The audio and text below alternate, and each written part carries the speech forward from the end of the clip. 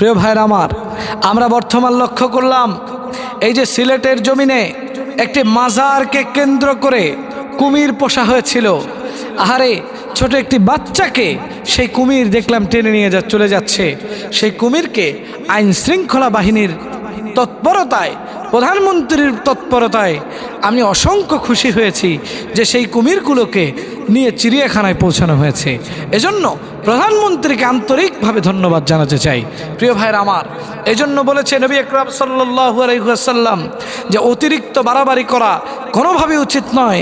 আমরা ইসলাম ধর্মকে মানি, পীর মাশায়েখ যারাই রয়েছেন আমরা সকলকে মানি। তার মানে এই নয় যে আপনি পীর মাজারগুলোতে শিরক বেদাতের আখড়া গড়ে তুলবেন আর এই বাংলার জনগণ চেয়ে চেয়ে দেখবে। প্রিয় ভাইরা আমার, উঁচু মাজারগুলো যেদিনে বাংলাদেশ থেকে আমরা একদম চিরতরে ভেঙে নিঃশেষ করে দিতে পারবো, ওই দিনই আমাদের বাংলার মুসলমান হবে সার্থক। প্রিয় ভাইরা আমার, এজন্য বলতে চেয়েছিলাম যে আপনারা যারা এই ধরনের ইমোশনাল কার্যকলাপে লিপ্ত হয়ে যান, আপনারা যারা ইমোশনাল কার্যকলাপে লিপ্ত হয়ে যান, যারা এই মাজারগুলোতে লক্ষ লক্ষ টাকা দান করেন, সাদকা করেন, আপনাদের দান আল্লাহর দরবার পর্যন্ত কবুল হয় না। কারণ আপনারকে খোঁজ নিয়ে দেখা যাবে আপনার প্রতিবেশী একজন না খেয়ে আছে, কথা বলেন ঠিক কিনা?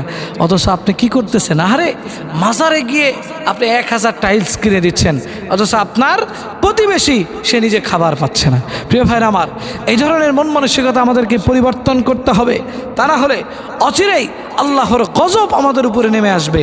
প্রিয় ভাইরা আমার, এই জন্য এগুলো চিন্তা ভাবনা করে আমাদেরকে কাজ করতে হবে। আশা করি বুঝতে পেরেছেন সবাই।